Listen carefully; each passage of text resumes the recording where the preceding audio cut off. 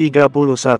Memperhatikan senyum manis tersebut, hati Ricky pun menjadi semakin sakit, kesal juga bercampur marah. Dia merasa telah dipermainkan oleh orang yang benar-benar sangat dia sayangi. Tolong lupakan aku mulai dari detik ini, Ricky. Anggaplah aku tidak pernah ada. Anggap bahwa kita tidak pernah saling mengenal mulai dari malam ini. Baik, kalau itu yang kamu inginkan, akan aku turuti apa yang telah menjadi keputusan kamu. Mulai sejak detik ini, kita tidak ada hubungan lagi. Aku mengucapkan selamat atas pertunangan kamu dengan orang yang kamu pilih, karena datang melamar kamu duluan daripada aku. Bening ternganga mendengarkan ucapan itu. Netranya berkaca-kaca. Akan tetapi, sekuat tenaga dia tahan agar air mata yang siap tumpah itu tidak tumpah di hadapan laki-laki yang sangat dia cintai. Baiklah kalau begitu. Sepertinya sudah tidak ada yang perlu dibicarakan lagi. Aku akan kembali. Aku minta padamu, lekas pergi dari rumahku. Karena kami tidak bisa menerima tamu dulu malam ini. Tidak perlu mengusir aku seperti itu. Karena aku juga akan pergi secepat mungkin tanpa perlu kamu mengusirnya terlebih dahulu. Aku ucapkan terima kasih atas sambutanmu untuk kedatanganku yang datang dari jauh dengan susah payah untuk memenuhi janjiku padamu. Terima kasih banyak, Bening. Selamat ulang tahun yang ke-18. Semoga kamu bahagia. Hancur, hanya rasa itu yang sama-sama mereka rasakan sekarang ini. Bening tidak mampu berkata sepatah kata pun saat mendengarkan ucapan Ricky yang terakhir itu.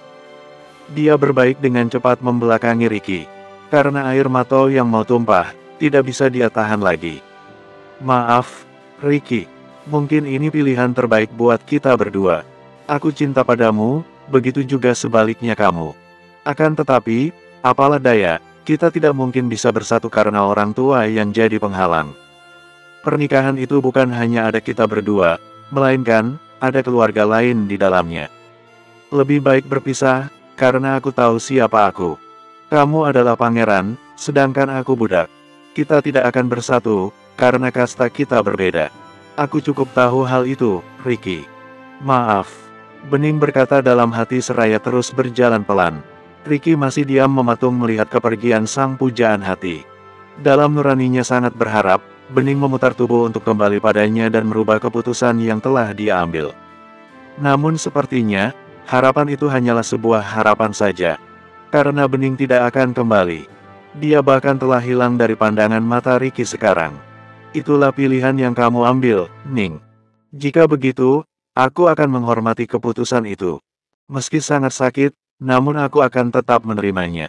Semoga kamu bahagia dengan orang yang kamu pilih.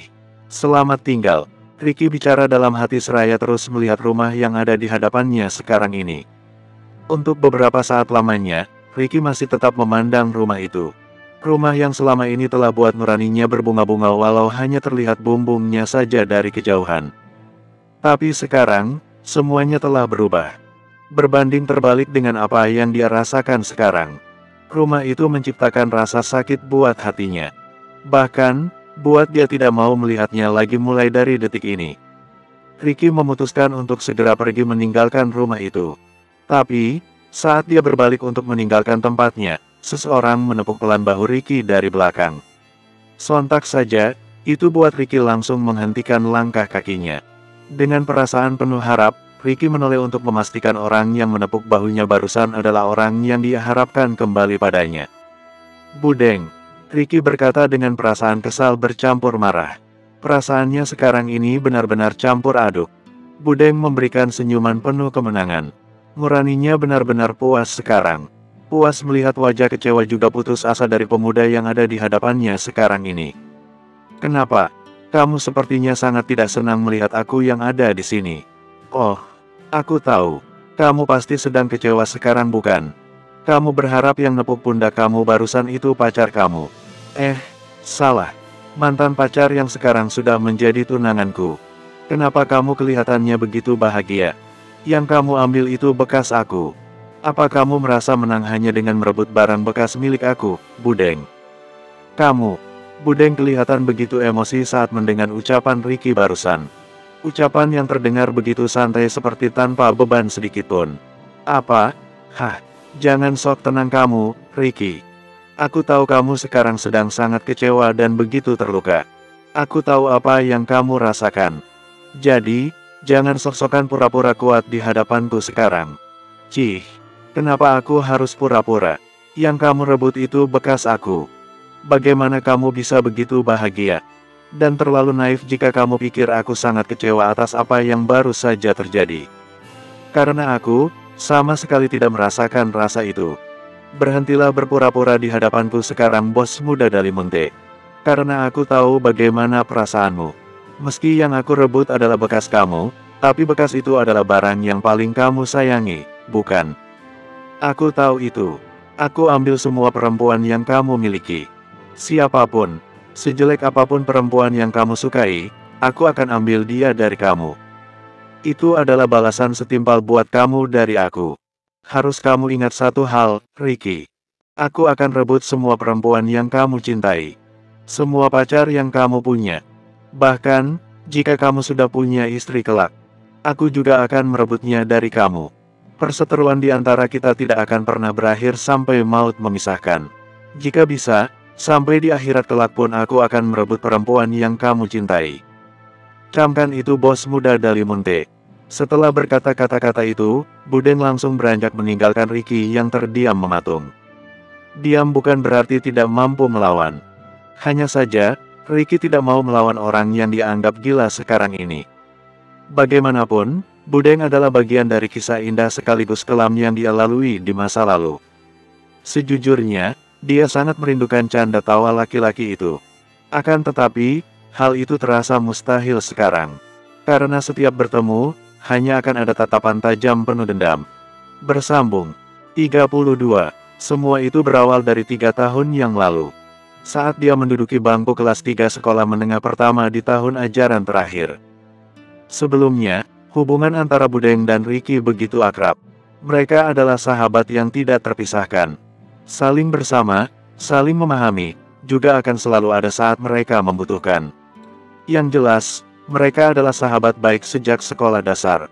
Budeng memiliki adik perempuan yang jarak umurnya hanya 1 tahun di bawah Budeng. Gadis itu manis, cantik, juga rajin. Akan tetapi, dia anak yang pendiam juga terkenal dengan sebutan gadis irit bicara. Tapi, dia begitu penurut juga sangat berbakti pada orang tuanya. Budeng sangat menyayangi adik perempuannya ini. Dia rela memberikan apa saja yang gadis itu inginkan. Hanya saja, gadis itu tidak pernah meminta sesuatu pada abangnya. Hal itu terkadang buat dia merasa kesal sekaligus sakit hati. Merasa, sebagai abang yang tidak pernah dianggap ada oleh adiknya. Namun, pada suatu sore, adik Budeng itu akhirnya datang meminta sesuatu pada abangnya. Dia minta Budeng menyampaikan pada Ricky, kalau dia mengagumi Ricky. Bukan hanya sebatas mengagumi, melainkan suka. Budeng yang mendengar ucapan adiknya, tentu saja langsung kaget. Akan tetapi, beberapa saat kemudian, dia menyetujui permintaan sang adik. Dengan perasaan yang tidak karuan, Budeng langsung menyampaikan permintaan adiknya pada Ricky. Ricky yang mendengarkan ucapan itu terlihat santai. Karena sebelumnya, dia susah sering mengalami hal ini. Sudah berkali-kali dia mendapatkan ucapan seperti itu. Jadi, dia tidak kaget lagi mendengar penuturan dari sahabat baiknya ini. Maaf, Budeng. Aku tidak bisa menerima cinta dari adikmu. Karena aku tidak bisa berpacaran dengan perempuan yang sudah aku anggap seperti adikku sendiri. Rick, tolong pertimbangkan lagi ucapanku. Jika kamu tidak suka, maka aku harap kamu bisa pura-pura suka saja. Mana tahu, kamu akan benar-benar nyaman dengan adikku. Dia tidak jelek, Rick. Jadi kami tidak akan malu jika jalan dengan dia. Ini bukan masalah jelek atau tidak, Budeng.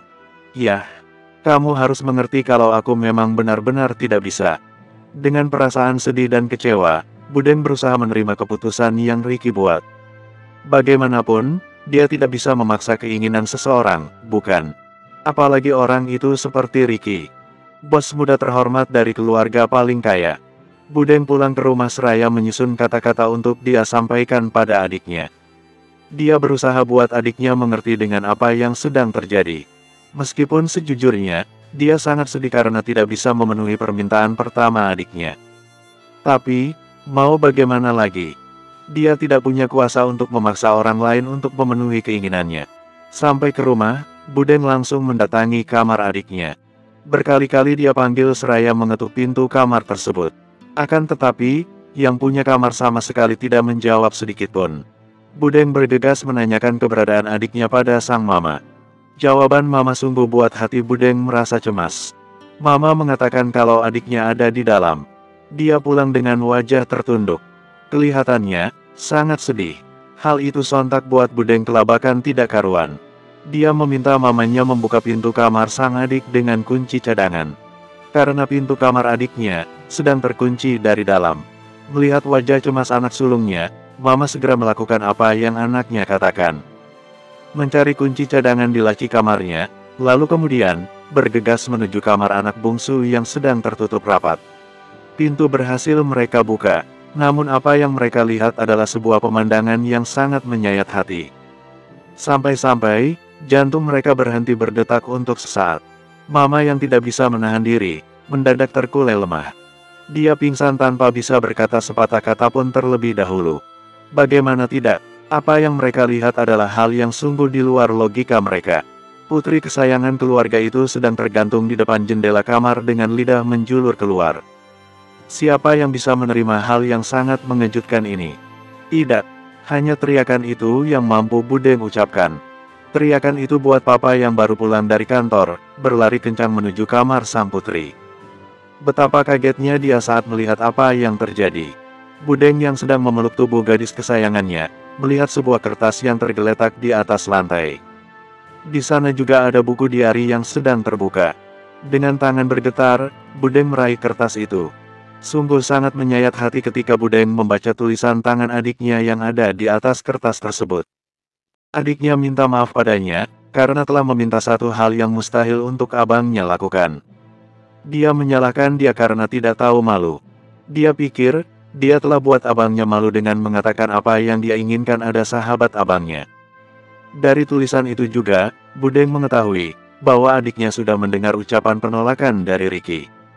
Adiknya merasa sangat malu sehingga memutuskan hal konyol seperti yang dia lakukan sekarang ini. Yaitu, bunuh diri dengan menggantungkan diri di depan jendela. Saat itulah, hubungan mereka berubah, dari sahabat baik, jadi musuh bebuyutan. Budeng menyalahkan Ricky atas kematian adiknya. Dia marah. Bahkan, sangat marah juga benci dengan Ricky. Dia menaruh dendam pada Ricky yang sebenarnya adalah sahabat baiknya sendiri. Sejak itu, Budeng selalu merebut siapapun perempuan yang Ricky cintai. Dia menjadi perusak hubungan Ricky dengan perempuan yang Ricky cintai. Karena itu adalah sumpahnya. Sumpah yang Budeng buat di depan jasad adik kesayangannya. Dia akan merebut semua perempuan yang Ricky cintai. Dia akan buat Ricky merasakan rasa sakit kehilangan perempuan yang disayang. Ingatan Ricky tiba-tiba kembali saat tangan sopir menyentuh pelan pundaknya. Sedikit terperanjat, namun dia berusaha untuk tidak memperlihatkan apa yang dia rasakan pada sopir tersebut. Tuna muda, apa yang Tuna muda lakukan di sini? Kenapa tidak masuk ke dalam? Apa? Kita kembali sekarang, Pak. Aku tidak mau lagi ke sini. Pak sopir langsung mengikuti apa yang bos mudanya katakan. Karena sebenarnya, dia sudah mendengar semua yang terjadi dengan Ricky barusan. Hanya saja, dia tidak mau menambah masalah bos mudanya. Dia terpaksa berpura-pura tidak tahu apa-apa sekarang. Bersambung. 33. Mobil dikendarai dengan kecepatan sedang melintasi jalan pedesaan yang sedikit sepi. Akan tetapi, mobil itu harus melambat ketika mereka memasuki wilayah perkotaan yang terkenal sangat ramai dan padat. Kita pulang kemana sekarang, bos muda? Ke rumah baru, atau ke bungalow? Tidak keduanya. Aku mau kita ke klub malam sekarang juga. Klub malam. Apa bos muda yakin? Lakukan saja apa yang aku katakan. Tidak perlu membantah, kata Ricky dengan nada kesal. Baik, bos muda. Sopir itu menjalankan mobil menuju klub malam dengan berat hati. Sementara Ricky, diam seraya melihat keluar dengan tatapan kosong. Di sisi lain, Wiro berjalan sendirian keluar dari rumah orang tua Selin. Wajahnya terlihat tidak baik-baik saja sekarang. Seperti ada masalah yang baru saja dia alami. Bagaimana, Wiro? Apa Bimariati ada di dalam? Kenapa dia tidak ikut keluar bersama denganmu? Maaf, Nona. Bibi yang Nona katakan ada di dalam. Akan tetapi, Kedua orang tua Nona tidak mengizinkan bibi itu pergi. Katanya, bibi itu sudah banyak berhutang pada keluarga Nyonya. Karena itu, dia tidak boleh pergi sebelum hutangnya lunas. Apa? Bi Mariati berhutang? Yang benar saja kamu, Wiro. Sejak kapan bibi punya hutang banyak pada keluarga ini? Tidak bisa. Aku tidak bisa membiarkan mereka bertindak sesuka hati. Selesai berucap, Selin langsung beranjak keluar dari mobil. Dengan wajah yang dipenuhi dengan emosi tentunya. Wiro yang melihat hal itu, merasa harus mencegah Selin masuk ke dalam.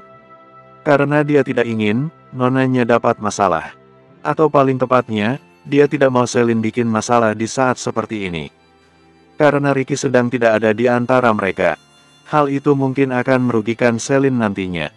Nona mau kemana? Tolong jangan bertindak gegabah. Aku mau masuk ke dalam. Kamu tenang saja, aku tahu apa yang akan aku lakukan. Tunggu dan lihat saja hasilnya di sini. Tapi, Nona, sudah, tidak perlu cemas. Ikuti saja apa yang aku katakan, kata Selin seraya memberikan senyum kecil pada Wiro. Wiro melemah. Dia tidak punya daya untuk terap menahan Selin. Yang bisa dia lakukan hanyalah membiarkan dan mengikuti apa yang mau Selin lakukan. Selin masuk ke dalam dengan wajah galaknya. Dia sangat kesal sekarang. Karena itu, dia langsung menerobos masuk tanpa mengetuk pintu terlebih dahulu. Semua mata tertuju pada Selin yang langsung menerobos masuk. Selin, Wita dan Weni berkata serentak dengan suara sedikit kaget. Di mana Bi Mariati? Aku datang untuk menjemputnya. Apa? Kamu datang buat jemput Mariati? Hei, yang benar saja, kata Jordan seraya bangun dari duduknya. Pak, jangan usir Selin ya. Aku sangat rindu padanya. Biarkan dia tinggal di sini malam ini, kata Weni dengan nada lemah lembut penuh harap. Apa? Kamu mau aku tinggal di sini? Duh, baiknya kamu Weni. Pantas papa sayang pada anak tirinya. Anak tirinya terlalu baik sih. Tapi sayangnya, drama sandiwara itu tidak sempurna. Karena aku orang waras yang tidak buta, jadi bisa melihat dengan jelas siapa kamu. Serigala yang pura-pura jadi anggora. Selin, kamu keterlaluan sekali ya. Sudah untung anakku berbaik hati padamu. Tapi kamu malah bilang dia serigala yang pura-pura jadi anggora. Benar-benar tidak punya hati kamu sebagai manusia. Lihat, Pak, anak kamu yang memang tidak tahu sopan santun ini. Sudah datang ke rumah orang tanpa permisi, omongannya pedas sekali lagi. Kalau dia anakku, sudah aku beri pelajaran habis-habisan dia. Biar dia tahu disiplin dan sopan santun itu penting. Cih, sayangnya, aku bukan lagi anggota keluarga di rumah ini. Yang tentunya, aku bukan anak dari orang yang bernama Jordan itu lagi. Selin, Jordan membentak Selin dengan suara tinggi. Tatapan tajam tidak lupa dia berikan pada Selin sekarang. Kenapa? Mau pukul aku? Pukul kalau berani. Jika kamu memang mau berurusan dengan kantor polisi, maka pukul saja aku sekarang juga. Sebelum pukul aku, jangan lupa satu hal. Aku adalah nona muda Dalimunte sekarang. Jadi, jika berani pukul aku, maka lakukanlah. Kamu pasti akan dapat hadiah. Bukan hanya masuk penjara, kamu juga pasti akan kehilangan semua aset yang kamu miliki. Selin bicara dengan nada penuh percaya diri. Walaupun sebenarnya, dia juga tidak yakin dengan apa yang dia katakan sekarang ini benar atau tidaknya. Tapi, karena rasa sakit hati, dia terpaksa menggunakan nama keluarga besar itu untuk tempatnya berpijak sekarang. Apa yang dia harapkan ternyata terwujud. Ekspresi takut dari sang papa terlihat dengan sangat jelas. Bukan hanya papanya yang tidak berkutik, Vita dan Weni yang terkenal selalu berisik pun ikut diam sekarang. Sudah, aku tidak punya waktu untuk berlama-lama di rumah ini. Aku minta Bi Mariati keluar sekarang juga. Aku akan bawa Bi Mariati ikut serta bersamaku. Tidak bisa, Bi Mariati itu asisten rumah tangga di sini. Dia akan tetap bekerja di rumah ini sampai hutangnya selesai. Hutang? Hutang apa? Kapan Bi Mariati punya hutang dengan keluarga ini? Dia punya pinjaman besar untuk dia kirimkan ke kampungnya. Jadi, dia tidak bisa pergi sebelum melunasi hutangnya pada kami. Nona, saat itulah, Bi Mariati yang dilarang keluar dari kamar, kini memilih mengabaikan perintah. Dia keluar karena tidak sabar untuk bertemu dengan Selin sekarang. Bibi, Selin berkata seraya berjalan menghampiri pekerja yang susah dianggap sebagai keluarganya sendiri. Sontak, dia langsung menghambur ke dalam pelukan Bibi itu sesegera mungkin. Bi Mariati, aku rindu dengan Bibi. Bibi baik-baik saja bukan tanpa aku di rumah ini. Bibi juga rindu, Nona. Bibi baik-baik saja. Syukurlah kalau begitu, Big. Ayo ikut dengan aku. Bibi pasti akan senang nantinya. Mendengar ucapan itu, Bi Mariati langsung menundukkan kepalanya. Dengan wajah yang terlihat sangat sedih penuh beban. Maaf Nona, Bibi tidak bisa. Kenapa? Bi, kenapa tidak bisa? Bukankah kemarin Bibi mau ikut dengan aku? Bibi bilang akan ikut kemana aku pergi kan? Sekarang aku datang buat ajak Bibi ikut dengan aku, Big. Kenapa Bibi tidak mau? Bibi tidak bisa, Nona. Bibi tidak mau membebani Nona. Bersambung.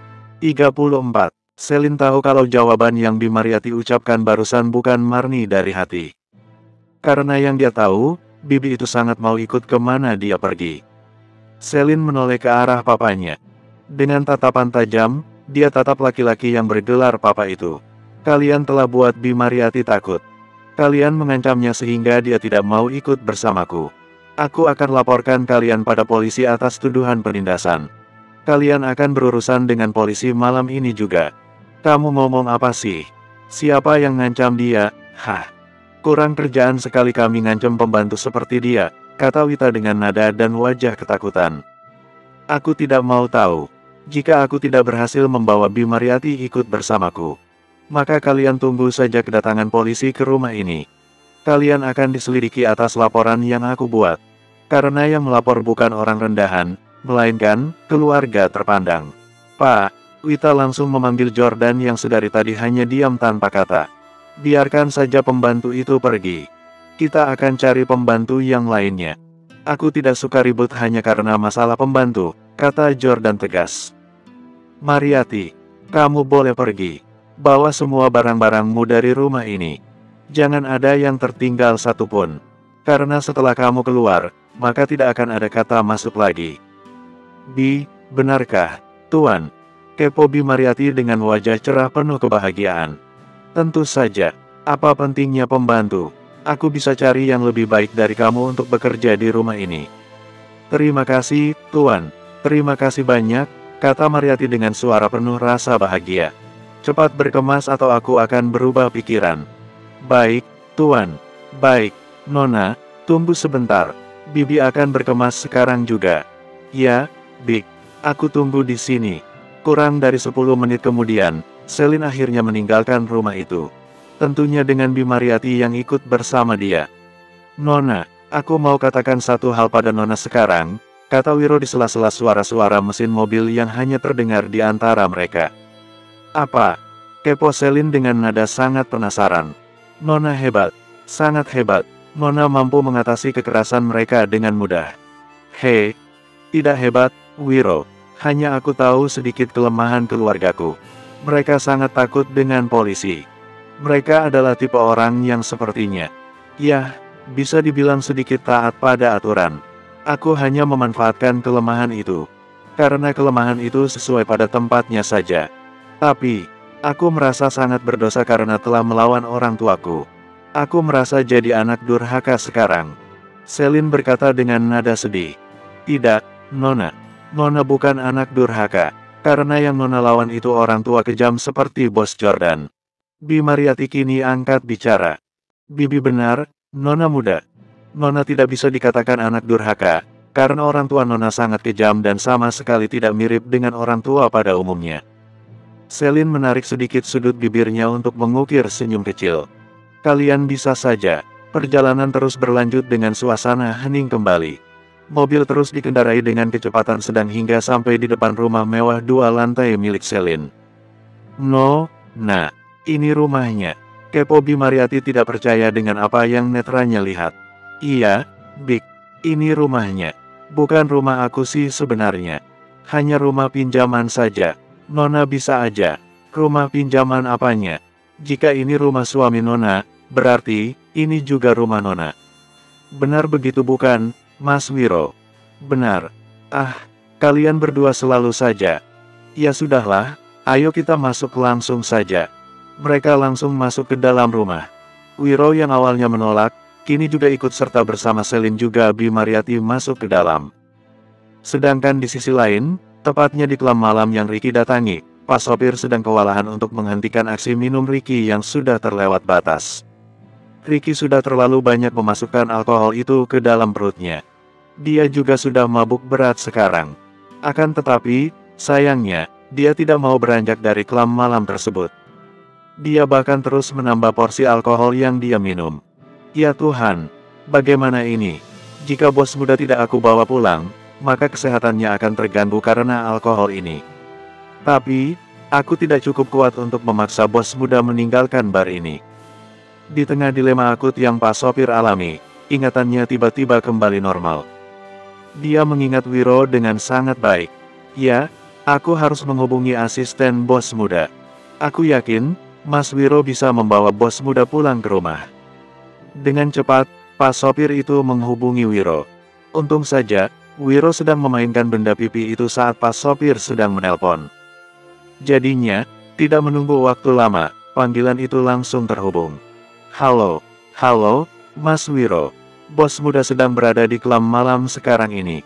Bos muda mabuk berat. Saya tidak mampu memaksa bos muda pulang. Tolong saya, Mas Wiro. Apa? Bos muda mabuk berat di klub malam? Kok bisa sih? Bukannya kalian berada di desa ya? Ceritanya panjang, Mas Wiro. Saya tidak bisa menceritakannya sekarang.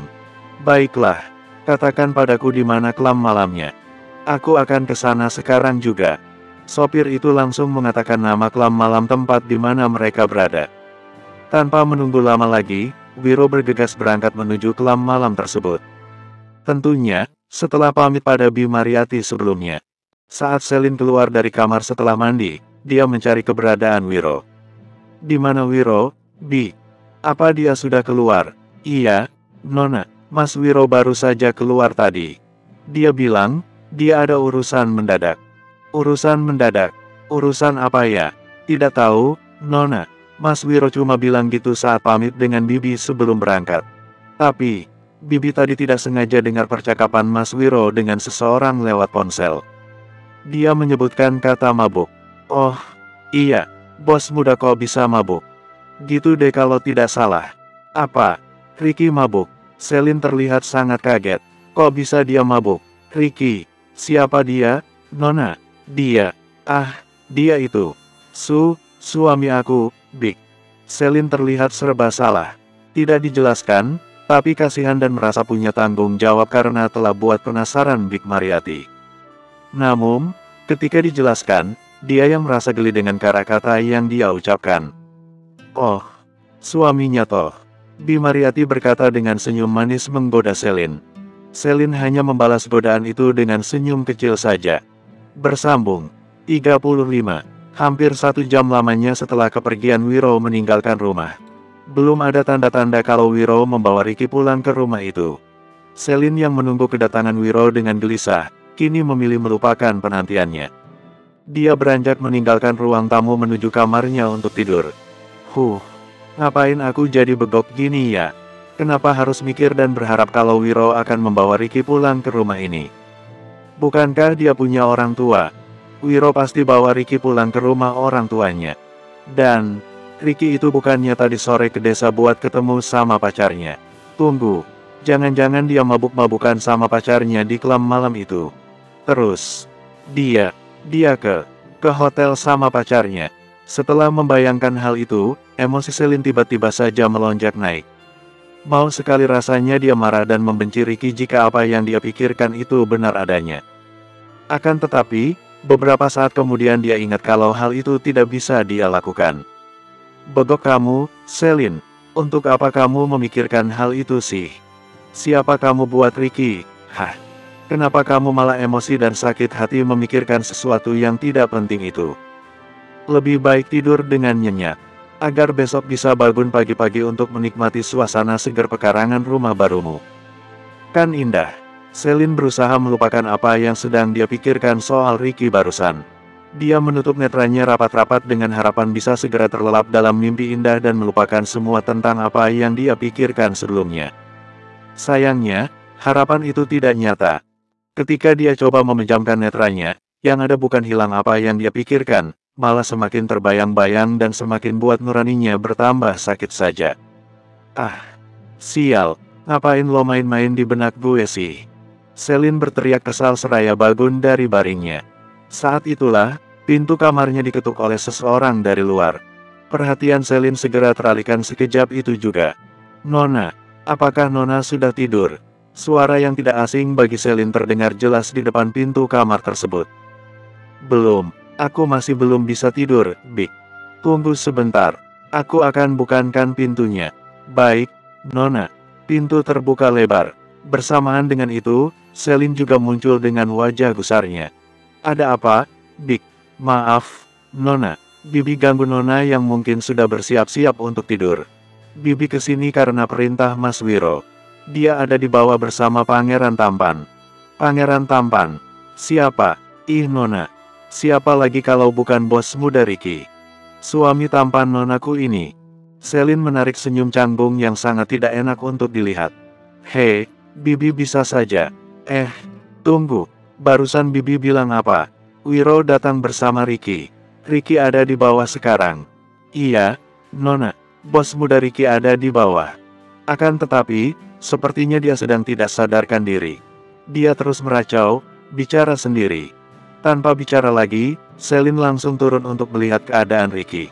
Ketika sampai ke ruang tamu, Ricky sedang terbaring di sana. Netranya tertutup, namun bibirnya terus saja berkata kata-kata yang sulit untuk dimengerti. Kamu jahat, kamu tega, kamu tolak aku, padahal aku sangat cinta padamu. Kau tahu, rasanya seperti apa? Rasanya sangat sakit, tahu. Sakit sekali. Wiro, apa yang terjadi sebenarnya? Kenapa dia bisa sampai seperti ini? Kepo Selin seraya mendekat. Nona, ceritanya panjang. Mungkin sebaiknya, besok saja saya ceritakan pada Nona. Kasihan bos muda, jika tetap berada di sini. Harus kita pindahkan dia ke kamar terlebih dahulu biar dia beristirahat dengan nyaman. Ya sudah kalau gitu, bawa ke kamar aku saja. Kamar itu sudah dibersihkan ulang oleh Bimariati sebelum aku tempati tadi. Jika kamar lain, kasihan Ricky harus menunggu lama di sini. Ya sudah, itu ide yang bagus sepertinya. Bisakah Nona bantu saya memapa bos muda naik ke atas? Karena akan sulit jika saya sendirian. Ya, aku bisa. Ayo. Wiro dan Selin berusaha memapa Ricky untuk mereka bawa menaiki anak tangga. Memang agak sulit untuk mereka, karena Ricky sedang terkulai lemah meski bibirnya terus berkata kata-kata yang sama terus-menerus.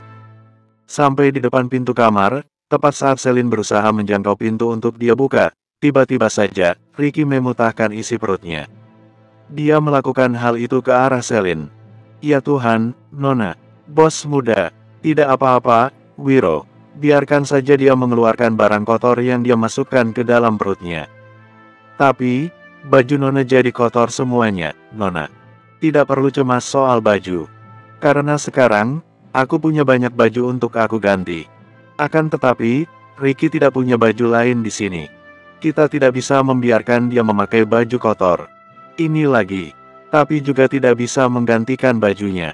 Baju, Wiro terlihat memikirkan apa yang Selin katakan. Beberapa menit kemudian, wajahnya terlihat bersemangat karena berhasil menemukan solusi untuk masalah yang sedang mereka hadapi. Aku ingat sekarang, Nona. Bos muda bawa baju ganti di mobil. Aku akan hubungi Pak Sopir nanti. Sekarang, Nona bisa ganti baju Nona. Biar aku urus bos muda. Selin mengikuti apa yang Wiro katakan. Dia langsung mengambil baju setelah membantu Wiro meletakkan Ricky ke tempat tidurnya. Kemudian, membawa baju itu menuju kamar yang lain. Kurang dari 5 menit kemudian, Selin telah siap mengganti baju. Dia bergegas menuju kamarnya kembali untuk melihat keadaan Ricky.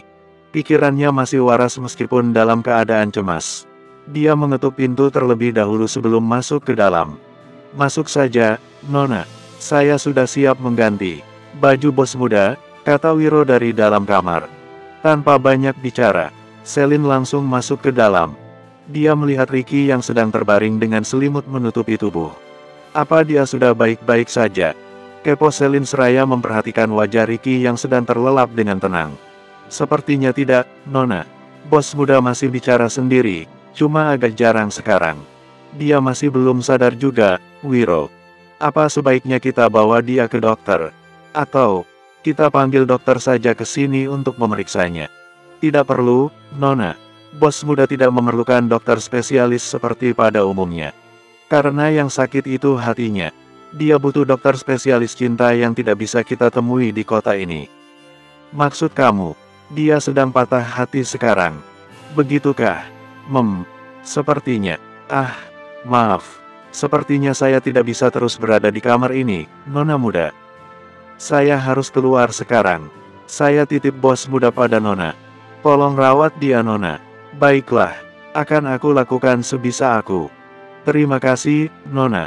Saya permisi dulu. Ya, bersambung. 36. Setelah kepergian Wiro meninggalkan kamar itu, Ricky kembali berkata dalam keadaan setengah sadar. Kali ini, nada bicaranya melemah, namun terdengar sangat menyedihkan. Bukan hanya berucap, Ricky juga menangis.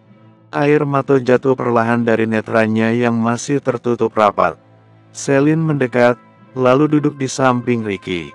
Netranya menatap wajah tampan yang sedang terlelap sedih dengan perasaan ikut bersedih pula. Kasihan kamu, Ricky.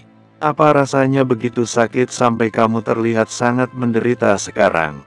Selin berkata seraya mengangkat tangan untuk menyeka air mata yang jatuh. Tidak ada reaksi apapun dari Ricky.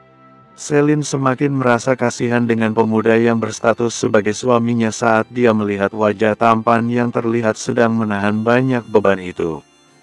Meskipun sebenarnya, ada rasa lain yang sedang bermain dalam hati Selin sekarang ini. Yaitu, rasa puas yang entah kenapa bisa dia rasakan di saat-saat seperti ini. Hari semakin larut malam. Selin merasa kelelahan sekarang. Dia pun mengakhiri aktivitasnya memperhatikan wajah tampan Ricky yang sedang terlelap. Tangan nakal itu mau membelai wajah tampan yang buat imannya goyah. Tapi, dia segera sadar, kalau itu tidak ada gunanya. Buat apa melakukan hal-hal yang tidak berguna seperti membelai wajah orang yang sedang bersedih karena perempuan lain. Itu sama saja melakukan hal begok yang nyata. Setidaknya, itulah yang ada dalam pikiran Selin sekarang ini. Dia kesal, akan tetapi, nuraninya tidak bisa marah. Karena saat melihat wajah Ricky yang sedang terluka, nuraninya ikut merasakan hal yang sama. Ikut merasakan kesedihan yang Ricky rasakan sekarang ini, meskipun sebenarnya, Selin tidak menginginkan hal tersebut. Akhirnya, Selin beranjak menjauh dari Ricky karena sudah tidak kuat menahan kantuk. Selin merebahkan tubuhnya ke atas sofa yang berada di depan jendela. Dengan cepat, dia terhanyut ke alam mimpi karena memang sudah sangat mengantuk. Azan subuh sayup-sayup menyentuh telinga Selin. Buat Selin yang sedang terlelap harus memaksakan diri untuk membuka netranya yang terasa sangat berat. Dia pun memilih bangun dari baringnya saat ingat dengan Ricky yang berada di kamarnya sekarang ini. Secara perlahan, dia melangkah mendekat ke tempat tidur untuk mengecek keadaan Ricky sekarang. Ricky masih terlihat diam dengan mata yang masih tertutup rapat seperti tadi malam. Perasaan cemas perlahan menyelip masuk menghampiri hati Selin sekarang. Benaknya berpikiran yang tidak-tidak untuk kesehatan Ricky. Hal itu buat nuraninya semakin merasa cemas bahkan takut sekarang. Rick, apa kamu sudah baik-baik saja sekarang? Atau, jangan bilang kalau kamu semakin tidak baik subuh ini ya, kata Selin dengan nada cemas bicara sendiri. Dia sengaja bicara dengan Ricky yang masih terlelap. Meski dia tahu kalau Ricky tidak akan menjawab apa yang dia katakan, tapi karena rasa cemas, dia mengabaikan soal itu. Secara perlahan, Selin beranjak semakin dekat dengan tubuh Ricky. Dia menatap wajah itu lagi subuh ini. Dengan tatapan cemas bercampur sedih. Tangannya ringan bergerak menyentuh dahi Ricky. Rick, semoga kamu tidak apa-apa lagi sekarang, kata Selin seraya menyentuh dahi Ricky dengan penuh kasih sayang. Tiba-tiba saja, Ricky membuka mata karena sentuhan itu. Selin yang kaget, kini semakin kaget saat tangan Ricky merangkul tubuh mungilnya untuk dibawa ke dalam pelukan. "Ricky!" Selin berteriak kaget seraya berusaha menghindar. Namun sayang, usaha itu tidak berhasil karena kekuatan Ricky jauh di atas kekuatan yang Selin punya. "Lepaskan aku, Ricky. Sadarlah. Aku Selin, bukan gadis pujaan hatimu." Selin berkata cepat saat tubuhnya benar-benar terkunci dalam pelukan Ricky. Dia yang tidak bisa apa-apa, hanya bisa berusaha menyadarkan Ricky atas apa yang Ricky lakukan padanya sekarang. Mendengar ucapan itu, Ricky malah memberikan senyuman manis. Bukannya melepaskan pelukan, dia malah semakin mempererat pelukannya pada tubuh mungil yang terasa begitu menghangatkan nuraninya yang baru saja terluka. "Aku tahu siapa kamu, jadi tidak perlu kamu ingatkan lagi. Karena sekarang, aku sudah sadar sepenuhnya." "Apa? Kamu sudah sadar?" "Yang benar saja. Kalau benar-benar sudah sadar, maka jangan bermain-main dengan aku. Lepaskan aku sekarang juga." "Tidak akan. Aku tidak akan melepaskan kamu, Selin." "Ricky, kamu sudah gila ya? Aku tahu kamu masih dalam pengaruh alkohol. Kamu belum sadar sepenuhnya. Jadi tolong, sadarkan dirimu dan lepaskan aku sekarang juga." Ricky kembali memberikan senyuman. "Jika aku belum sadar sepenuhnya, memangnya kenapa? Aku tetap tidak mau sadar dan aku tidak akan melepaskan kamu, Selin. Aku akan teriak sekarang juga. Biar Wiro dan Bimariati datang ke kamar ini. Teriaklah jika kamu mau teriak. Satu hal yang harus kamu ingat, aku dan kamu adalah pasangan suami istri. Sebagai sepasang suami istri, hal apapun yang aku lakukan padamu ini wajar." "Ricky, kamu sudah gila. Lepaskan aku." Selin memberontak sekuat tenaga, berusaha melepaskan dia sendiri dari pelukan Ricky.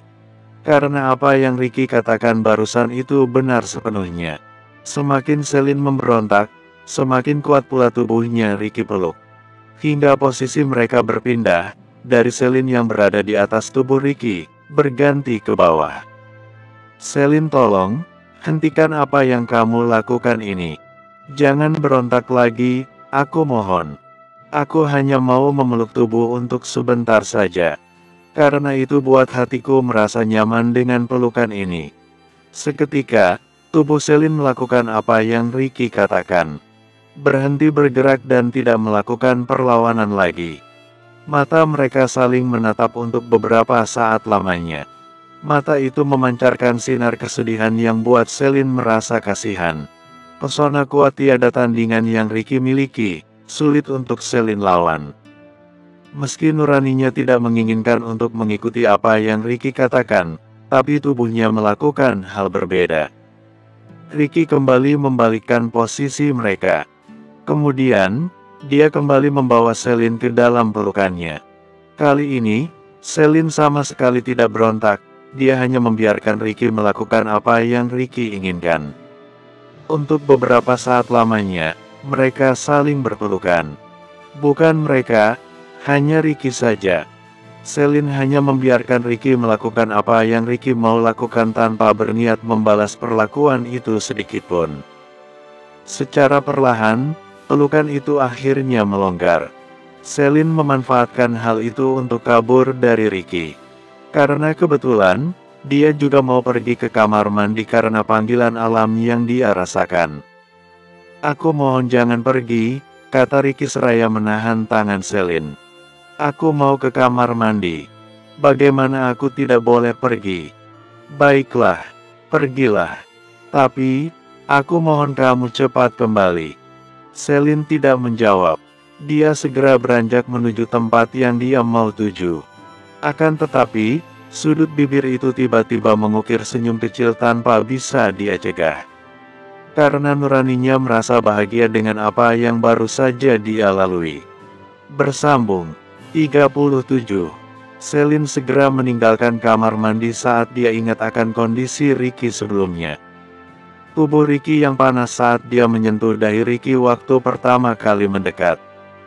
Akan tetapi, itu terlupakan karena Ricky yang tiba-tiba menarik tubuhnya untuk dibawa ke dalam pelukan. Ketika dia kembali ke tempat tidur, dia menemukan Ricky yang sudah terlelap. Celine memperhatikan wajah itu lagi. Akan tetapi, dengan perasaan yang sedikit takut. Dia takut kalau Ricky kembali kambuh seperti tadi. Memeluknya tiba-tiba saat dia tidak siap. Ketika Celine memperhatikan wajah Ricky semakin dekat, Celine menemukan buliran bening yang perlahan jatuh dari mata Ricky yang tertutup rapat. Hal itu sama persis dengan apa yang dia lihat tadi malam. Ricky menangis seraya terlelap. "Rick, apa luka hatimu begitu dalam dan besar sehingga kamu terus menangis sampai sekarang? Apa kamu begitu sakit sekarang ini? Maafkan aku yang tidak bisa membantu. Sebagai seorang teman, harusnya aku bisa membantumu meringankan luka yang kamu derita," kata Celine dalam hati dengan rasa sedih. Dia merasakan kesedihan yang Ricky rasakan meski nuraninya tidak ingin. Entah kenapa, dia juga tidak tahu. Nuraninya tiba-tiba saja ikut bersedih saat Ricky sedih. Secara perlahan, tangannya bergerak mengusap air mata yang jatuh dari mata Ricky. Sontak, dia kembali dibuat kaget dengan perlakuan Ricky. Walau kali ini berbeda dengan sebelumnya, tapi tetap saja dia kaget. Ricky membuka mata dengan tangan yang bergerak memegang tangan Celine. "Celine, kamu kembali. Kenapa begitu lama kamu di kamar mandi? Aku sampai tertidur karena kamu terlalu lama. Kamu beneran tidur barusan?" Kepo Celine tidak percaya. "Jangan bohong, Rick. Aku yakin kamu tidak benar-benar tidur tadi." Ricky terdiam. Dia hanya menatap Celine dengan tatapan sayu. Sejujurnya, dia mau sekali berada di pelukan Celine sekarang. Karena pelukan itu mampu buat nuraninya merasa tenang. "Apa hatimu sangat sakit sekarang?" "Maaf, aku tidak bermaksud menambah rasa sakit itu. Hanya mau tahu saja." Ricky memberikan senyuman kecil. "Haruskah aku menjawabnya, Lin? Karena kamu tahu jawabannya. Jadi, aku rasa aku tidak perlu menjawabnya lagi, bukan?" "Aku tidak tahu," Celine berkata dengan wajah polos seraya menggelengkan kepalanya. "Aku baru putus cinta. Cinta besar yang aku punya malah dikhianati oleh orang yang paling aku cintai. Aku yakin kamu pasti tahu rasanya seperti apa." Celine menatap lekat mata Ricky yang sedang terbaring di hadapannya. "Sayangnya, aku tidak pernah merasakan apa yang kamu rasakan. Jadi, aku tidak tahu. Karena aku tidak pernah dikhianati oleh orang yang benar-benar aku cintai. Karena aku tidak punya. Apakah kamu belum pernah pacaran sebelumnya?" Celine menggelengkan kepalanya lagi. "Belum." "Benarkah?" "Tentu saja." "Aduh, kenapa malah membahas soal aku? Apa hubungannya dengan aku?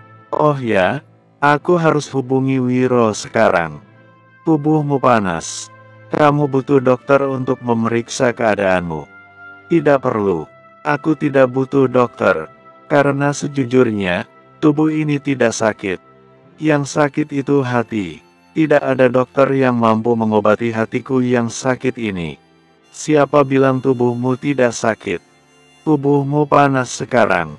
Tadi malam kamu telah menyakiti tubuhmu dengan minum alkohol terlalu banyak." "Gak apa-apa. Aku tidak sakit. Panas itu akan hilang sendiri nanti. Itu hanya efek sementara dari tubuh yang tidak bisa menerima terlalu banyak alkohol. Tidak perlu cemas dengan tubuhku, karena yang perlu kamu cemaskan itu hatiku. Hatiku yang hancur ini butuh tempat untuk menyatukannya kembali." "Maksud kamu?" "Tidak ada. Lin, bisakah aku pinjam tubuhmu untuk aku peluk? Aku mohon." Celine tidak sanggup untuk menolak permohonan dengan nada memelas itu. Dia mengangguk tanda setuju dengan permintaan Ricky barusan. Ricky memberikan senyuman kecil. Senyum tulus yang terlihat dipaksakan. Akan tetapi, Selin tidak mau mempermasalahkan hal itu sama sekali. Dia malah ikut merasa nyaman dan terhanyut ke dalam pelukan Ricky. Entah berapa lama mereka saling berpelukan dengan posisi berbaring itu. Yang jelas, saat Selin membuka mata, suasana sudah sangat terang.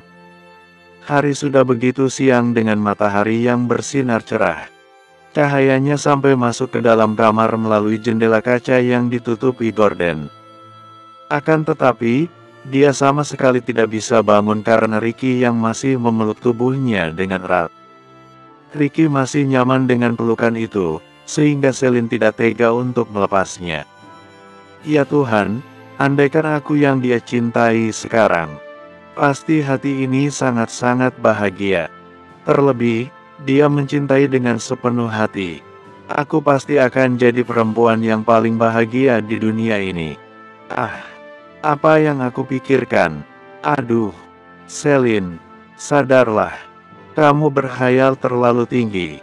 Ngapain tiba-tiba ngomong yang tidak jelas? Kata Selin lagi dalam hati seraya menggelengkan kepalanya dengan tidak sadar. Gerakan itu buat Ricky terbangun dari tidur nyenyaknya. Dia segera melonggarkan pelukan untuk membiarkan Selin lepas dari cengkeramannya. Selin beranjak cepat menjauh dari Ricky. Dengan wajah yang masih merona, tanpa kata tentunya, Selin berjalan meninggalkan kamar itu secepat yang dia bisa. Beberapa menit kemudian, Selin kembali masuk ke kamar dengan membawa napan yang berisikan semangkuk bubur juga segelas air. Dia membawakan sarapan itu untuk Ricky yang sekarang masih nyaman berbaring di atas ranjang miliknya. Rick, aku bawakan sarapan untukmu. Sebaiknya, kamu segera makan sarapan ini. Karena aku yakin, kamu belum makan apapun selain alkohol yang kamu minum tadi malam. Benar bukan? Tidak perlu seperhatian itu padaku, Selin. Aku baik-baik saja. Lagian, aku juga tidak merasa lapar. Nafsu makanku juga tidak ada untuk sekarang ini. Jadi apa? Kamu tidak mau makan, begitu? Sebenarnya, aku tidak terlalu perhatian padamu, bos muda. Aku hanya memikirkan diriku sendiri. Jika kamu sakit, terus berada di rumah ini, maka kamu akan menyusahkan aku. Hei, jaga bicaramu itu ya. Aku tidak akan menyusahkan kamu. Kamu tenang saja, oke? Tidak akan menyusahkan apa, Kamu terus terbaring di kamar ini. Itu akan buat aku susah. Dan lagi, jika kamu terus-terusan sakit, papa mamamu pasti akan datang ke sini untuk menjengukmu. Nah, siapa yang akan disusahkan kalau begitu? Ya Tuhan, kenapa begitu ribet isi benakmu? Kenapa kamu harus memikirkan hal sejauh itu sih, Lin? Kenapa kamu tidak langsung bilang kalau kamu itu sedang mencemaskan keadaanku? Kamu sedang perhatian padaku. Itu akan semakin menambah obat untuk hatiku yang luka ini. Tidak usah banyak bicara lagi. Sekarang, sebaiknya kamu cepat sarapan. Aku mau keluar sebentar. Tidak, aku tidak mau sarapan. Apalagi sarapan sendiri. Tidak akan mau. Loh, jadi harus bagaimana? Aku akan sarapan jika kamu yang menyuapkan. Jika tidak, aku tidak akan sarapan. Aku sedang sakit. Aku butuh perhatian. Lagian, kamu tidak mau aku sakit terlalu lama, bukan? Ya sebaiknya kamu rawat aku dengan penuh kasih sayang. Selin menatap tajam mata Ricky. Kemudian, dia menghembus napasnya dengan kasar. Jangan mencari kesempatan dalam kesempitan, Ricky. Tidak, aku tidak begitu. Aku hanya mencari belas kasihan saja, kata Ricky seraya mengukir senyum kecil di sudut bibir. Bersambung 38. Selin akhirnya mengalah. Dia tidak mau berdebat lagi dengan Ricky. Dia memilih menuruti apa yang Ricky inginkan. Menyuapi Ricky makan. Menyiapkan air panas untuk Ricky mandi. Kemudian, menemani Ricky beristirahat di kamar itu hingga malam kembali menyapa. Lin, kamu tidur di mana? Kepo Ricky setelah Selin siap menyuapinya makan malam. Tidur di sofa mungkin. Atau mungkin juga akan tidur di kamar lain. Karena sepertinya, kamu sudah baik-baik saja sekarang. Jangan, aku mohon jangan tidur di sofa malam ini. Apalagi tidur di kamar lain. Tolonglah, aku tidak mau sendiri. Aku masih belum sembuh. Kau tahu, yang luka itu hatiku. Kamu tidak bisa melihatnya seperti apa luka itu bukan? Karena aku tidak bisa melihat luka itu, makanya aku bilang kamu sudah sembuh. Lagian, kamu sih aneh-aneh. Kamu yang putus cinta, aku yang ikutan sengsara. Ah, yang benar saja. Lin, kamu sahabatku. Masa iya, kamu tega melihat aku terluka sendirian? Lagi pula, kamu, kamu istri sahku. Apa salahnya jika aku dan kamu tidur di satu ranjang setiap saat? Hei, jangan coba-coba ambil kesempatan dalam kesempitan ya. Kita nikah cuma sebatas perjanjian pernikahan ya, Rick. Jangan lupakan hal tersebut. Aku tidak melupakan apapun, Selin. Hanya saja, aku cuma mengingatkan status kita saja. Tidak salah jika aku minta kamu temani aku tidur di kamar ini. Karena kita, cukup. Jangan banyak bicara lagi. Aku akan temani kamu tidur di kamar ini. Tapi ingat, jangan macam-macam karena kita hanya sebatas teman saja. Jangan lupakan hal tersebut. Tidak akan. Kamu tenang saja. Pada akhirnya, Selin harus mengalah lagi dan lagi. Dia tidak punya kekuatan untuk beradu debat dengan Ricky yang terkenal keras kepala juga tidak mau mengalah ini. Ketika Selin mau beranjak meninggalkan Ricky, tangan Ricky refleks langsung menahan tangan Selin dengan cepat. Bukan hanya sekedar menahan, tangannya malah menarik tangan Selin. Tarikan itu buat tubuh Selin terhuyung langsung jatuh ke dalam pelukan Ricky yang sedang terbaring di atas ranjang. Yang paling tidak masuk akalnya adalah, bibir mereka saling sentuh karena jatuh tersebut. Detak jantung Selin seakan berhenti karena hal tersebut. Kesadaran yang dia miliki hampir hilang. Akan tetapi, sekuat tenaga dia berusaha menyadarkan diri agar tidak terus terhanyut ke dalam suasana indah namun tidak disengaja ini. Selin bergerak bangun dengan cepat. Wajah kesal tidak lupa dia perlihatkan pada Ricky yang sepertinya terlihat agak kaget sekaligus bahagia dengan apa yang baru saja terjadi. Ricky, apa yang kamu lakukan sih? Hah? Gila kamu ya? Ciuman pertama aku itu, kata Selin kesal seraya menutup bibirnya dengan satu tangan. Apa yang kamu katakan barusan? Kenapa kamu malah menyalahkan aku sih, Lin? Itu kan tidak disengaja. Lagian, aku tidak percaya kalau itu ciuman pertama kamu. Tapi, tadi itu tidak termasuk ciuman kok. Ricky berusaha menjelaskan panjang lebar. Tidak lupa dia perlihatkan wajah tidak bersalahnya pada Selin. Dia juga berpura-pura kalau mereka barusan tidak terjadi apa-apa. Padahal sebenarnya, dia begitu bahagia ketika mendengar penjelasan Selin soal ciuman pertama. Nuraninya bangga sekaligus sangat bahagia bagaimana tidak. Dia barusan mendapatkan ciuman pertama dari seorang gadis. Ah, terserah padamu saja. Aku kesal padamu sekarang. Jangan panggil aku lagi. Karena aku tidak sudi bicara dengan orang yang suka mengambil keuntungan. Jangan gitu dong, Lin. Jangan ngambek, nanti cantiknya bisa berkurang loh. Cantik. Kepo Selin tiba-tiba bersemu malu. Iya, cantik. Kenapa? Ada yang salah? Tidak ada. Jangan coba-coba berulah lagi.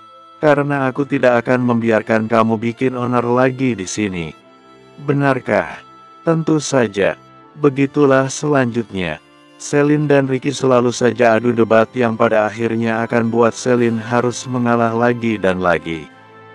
Tapi anehnya, hal itu buat hubungan mereka yang sebatas teman itu terasa semakin dekat saja. Bahkan, Ricky sekarang lebih terbuka lagi pada Selin. Dia menjadikan Selin sebagai teman curhat sama Pi. Dia tidak sungkan-sungkan meminta pendapat dari gadis yang berstatus istrinya itu. 2 hari berkemudian, hubungan Ricky dan Selin semakin akrab saja sekarang. Dia bahkan tidak pulang ke bungalow keluarga Dalimunte ketika jadwalnya pulang. Hal itu buat sang mama merasa sangat gusar. Sedangkan papanya, biasa-biasa saja. Di bungalow, Tantri sedang mundar-mandir tidak karuan. Dia memikirkan cara apa yang harus diambil karena sekarang, Ricky terasa semakin jauh dari jangkauan. Pak, katakan padaku, di mana Ricky sekarang? Kenapa dia tidak pulang juga? Hah? Bukankah Papa bilang, dia hanya akan tinggal di rumah istrinya setiap Sabtu dan Minggu? Ini kan hari Senin, Pak.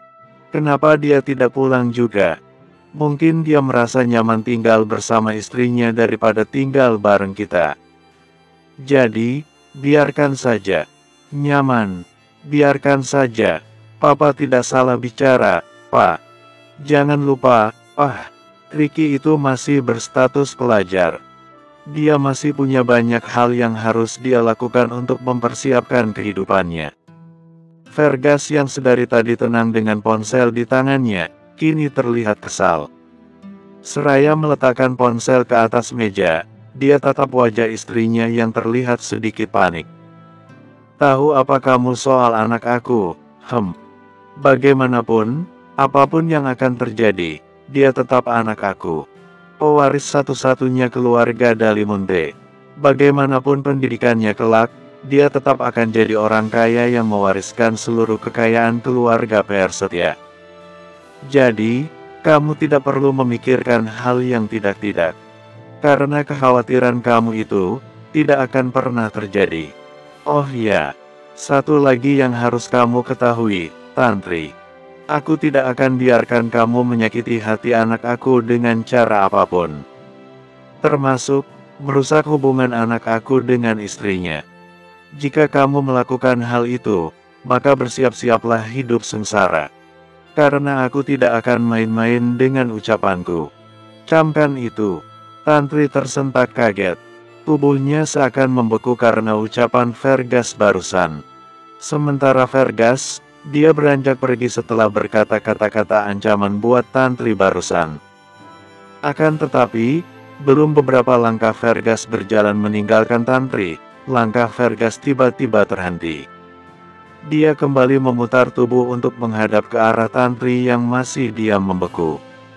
Ingat Tantri, jika masih mau hidup sebagai nyonya besar Dalimunte, maka jaga sikapmu dengan baik. Jangan pernah lagi kamu rusak barang-barang milik aku. Apalagi barang kesayangan aku. Jika tidak, siap-siap kamu tinggal di dalam penjara. Dan akan aku pastikan, kamu hidup di dalamnya sampai ajal kamu tiba. Bak tersambar petir di siang bolong. Tantri merasakan jantungnya berhenti berdetak karena ucapan Fergus barusan. Fergus sangat jauh berbeda sekarang. Dia seperti bukan Fergus yang Tantri kenali lagi. Dia seperti orang asing yang selalu menebarkan genderang perang setiap bicara dengan Tantri. Hal itu buat Tantri tidak habis pikir. Bersambung 39. Tantri jatuh terduduk di atas sofa yang berada tidak jauh darinya. Jari tangannya bergetar hebat. Akan tetapi, dia berusaha untuk tetap tenang meskipun itu rasanya sangat mustahil. Beberapa saat kemudian, Tantri berjalan cepat menuju telepon rumah.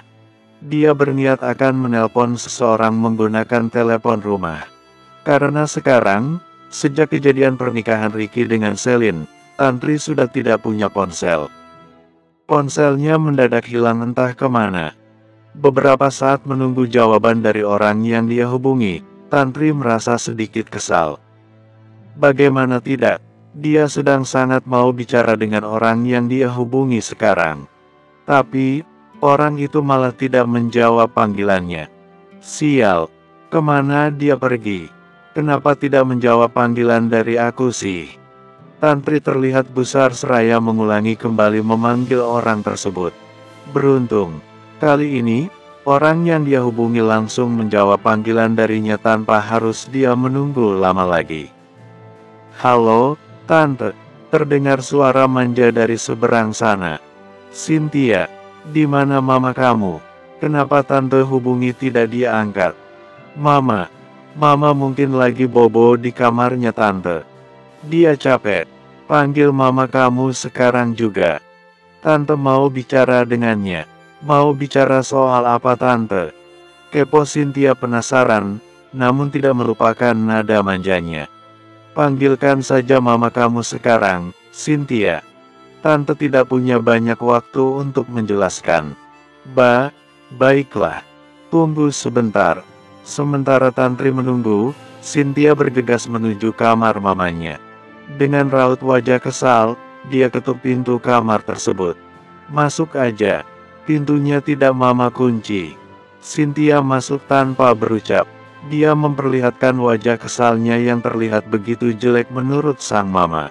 "Loh, kenapa wajah kamu jadi jelek begitu, Cynthia? Ada apa?" Kepo Tisa seraya bangun dari baringnya, lalu melepas masker yang menempel di wajahnya. "Bagaimana tidak kesal coba? Tante Tantri barusan bentak aku, Ma. Dia minta aku segera panggil mama karena dia mau bicara sama mama.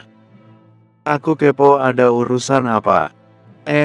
Dia malah bilang tidak ada waktu menjelaskan padaku. Bikin kesal aja. Jika bukan karena Kak Ricky yang tampan itu, mana mau aku berhubungan dengan perempuan sombong kayak mak lampir seperti Tante Tantri ini. Hei, kalau bukan karena kesombongan yang dia miliki, mana mungkin kita berhasil mempengaruhi dia buat jodohin kamu dengan anak tirinya tersebut. Seharusnya kamu bersyukur dengan kesombongan dan keserakahan yang dia miliki. Kita bisa menguasai dia karena dua hal jahat yang dia miliki ini. Tapi sekarang, kita sepertinya tidak membutuhkan dia lagi kan, Ma? Dia sudah tidak ada gunanya lagi buat kita. Dia tidak seperti dulu lagi. Peran penting yang dia miliki di keluarga Dalimunte sepertinya sudah hilang. Siapa bilang kita tidak butuh dia lagi? Meski peran yang dia miliki sudah hilang, kita tetap bisa memanfaatkan dia. Dia masih sangat berguna loh, Cynthia. Terserah mama saja. Aku tidak mau direpotkan lagi sekarang. Mama urus saja dia sendirian. Aku tidak ikut campur." "Oh, kamu tidak ikut campur. Kamu udah nyerah perjuangin Ricky. Kamu tidak minat jadi nyonya besar keluarga terkaya lagi sekarang." Siapa bilang aku nyerah buat dapetin Ricky? Tidak ada kata nyerah buat aku mendapatkan apa yang aku inginkan, Ma. Apalagi itu hal besar seperti kedudukan dalam keluarga terpandang. Kalau gitu, tetap urus Tantri. Karena dia adalah aset berharga untuk kita mendapatkan apa yang kita mau. Dia adalah kunci gerbang utama keluarga Dalimunte bagi kita. Terserah mama. Oh ya, dia sedang nungguin mama buat bicara dengannya sekarang. Apa? Di mana dia? Tisa terlihat sangat kaget saat mendengar ucapan Cynthia barusan. Yang ada dalam pikirannya sekarang ini adalah obrolan antara dia dan Cynthia didengar oleh Tantri. "Gak perlu sekaget itu, Ma. Aku tinggalkan ponselku di ruang tamu. Dia tidak akan mendengarkan apa yang kita bicarakan barusan." Senang sekali kayaknya kamu ya, Cynthia. Seneng buat mama jantungan. Biar kamu tidak punya mama lagi nantinya. Iya, Mama. Tisa bergegas menuju ruang tamu. Tempat di mana Cynthia meninggalkan ponselnya sebelum masuk ke kamar.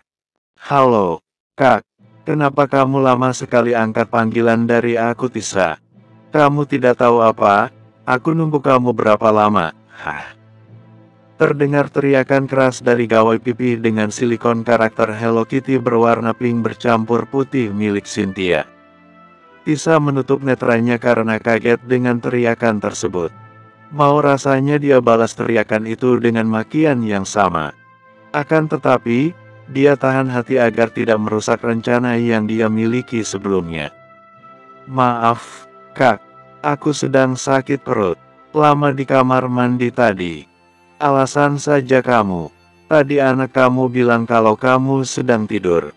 Sekarang, kamu bilang sakit perut. Jadi, benarnya yang mana? Hah? Sial.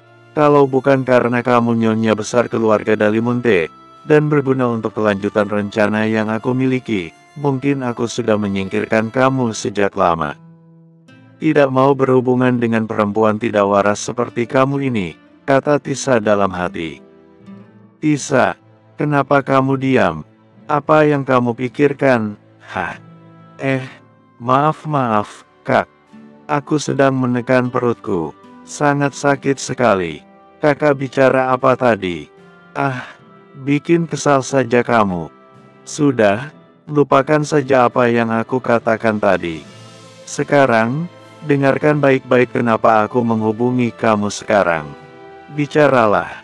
Kenapa kamu sibuk marah-marah tadi? Langsung bicara saja kenapa. Tidak perlu repot-repot aku mendengarkan kamu marah-marah kayak macam kelaparan tadi. Tisa. Iya, kakak mau bicara apa? Aku akan dengarkan apa yang mau kakak bicarakan. Aku masih setia mendengarkan kakak di sini. Tisa. Mulai sekarang, kamu dan Cynthia jangan ikut campur soal Ricky lagi. Lupakan saja soal Ricky dan keluarga ini. Apa yang kakak bicarakan? Apa aku tidak salah dengar, Kak? Kakak minta aku dan Cynthia melupakan keluarga Dalimunte. Yang benar saja. Tidak, aku tidak akan melupakan keluarga Dalimunte sampai kapanpun. Tisa, kamu barusan membentak aku. Hah? Aku minta kalian menjauhi Ricky karena aku peduli dengan kalian berdua. Peduli? Kakak peduli dengan kami. Yang benar saja kakak peduli, Kak. Kakak bukan peduli, tapi tidak mau membantu kami hidup enak. Karena kakak sudah hidup enak dengan status kakak sebagai nyonya besar keluarga terkaya di kota ini. Apa yang kamu katakan, Tisa? Kamu barusan marah-marah padaku. Kenapa kamu bisa marah-marah padaku, Tisa? Siapa kamu? Berani-beraninya kamu marah padaku. Tisa terdiam dengan ucapan Tantri barusan. Dia menyayangkan mulutnya yang tidak berpikir dulu sebelum bicara. Oh Tuhan, apa yang aku lakukan barusan? Kenapa aku malah bicara dengan nada kasar pada Tantri? Dia tidak akan mau lagi membantu kami jika aku bersikap kasar padanya. Aku hanya saudara jauh dengan dia. Jika dia melupakan kami sebelum kami punya kedudukan di dalam keluarga Dalimunte, maka tamatlah riwayat hidup kami di kota ini. Aku tidak mau hidup miskin lagi nanti. Bersambung 40. Kak, halo. Sial. Tisa langsung melempar ponsel itu ke atas sofa. Cynthia yang melihat hal itu jadi kaget bukan kepalang. Dia tatap mamanya dengan perasaan kesal seraya mengecek keadaan benda pipi kesayangannya tersebut. Mama ini bagaimana sih? Ini kan ponsel kesayangan aku. Kenapa main lempar aja? Kalau rusak bagaimana? Sekarang tidak rusak bukan? Kalaupun rusak, kamu pintar-pintar cari muka di depan Tantri yang bogok tersebut. Minta dia belikan yang baru buat kamu. Apa? Mama suruh aku minta pada Tante Tantri. Tidak salah, Ma. Barusan aku dengar, kalian bertengkar hebat. Sampai-sampai, Mama lempar ponsel ini gara-gara kesal. Terus, bagaimana caranya Mama suruh aku minta barang ke Tante bogok itu? Ini semua gara-gara kamu. Naklukin hati seorang cowok saja tidak bisa. Bagaimana bisa jadi orang kaya kalau buat jatuh cinta satu cowok saja kamu gagal? Lah, kok Mama malah nyalahin aku sih, Ma? Mama pikir, buat Kak Ricky jatuh cinta itu gampang apa? Kak Ricky itu tipe laki-laki yang sulit buat digoda.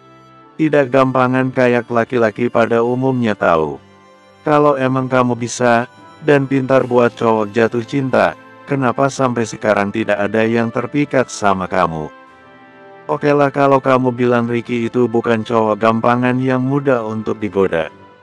Lah, cowok kaya lainnya juga tidak ada yang suka sama kamu tuh. Mama itu semua karena Mama, tahu gak? Mama yang minta aku cuma fokus sama satu cowok. Ya aku ikutin apa yang Mama katakanlah. Ah, pintar saja kamu ngelesnya. Bilang saja kamu tidak bisa naklukin hati kaum laki-laki. Malah nyalahin Mama yang minta kamu fokus sama satu cowok. Oke, Mama lihat saja nanti aku bisa naklukin hati banyak cowok. Tunggu saja Mama. Cynthia langsung pergi meninggalkan mamanya. Dengan membawa hati kesal, dia berjalan meninggalkan rumahnya. Sementara itu, Tisa hanya diam melihat kepergian sang anak. Nuraninya yang kacau, buat dia melampiaskan kekesalan yang dia miliki pada Cynthia yang tidak seharusnya dia beban. Ah, biarkan saja dia melakukan apa yang mau dia lakukan.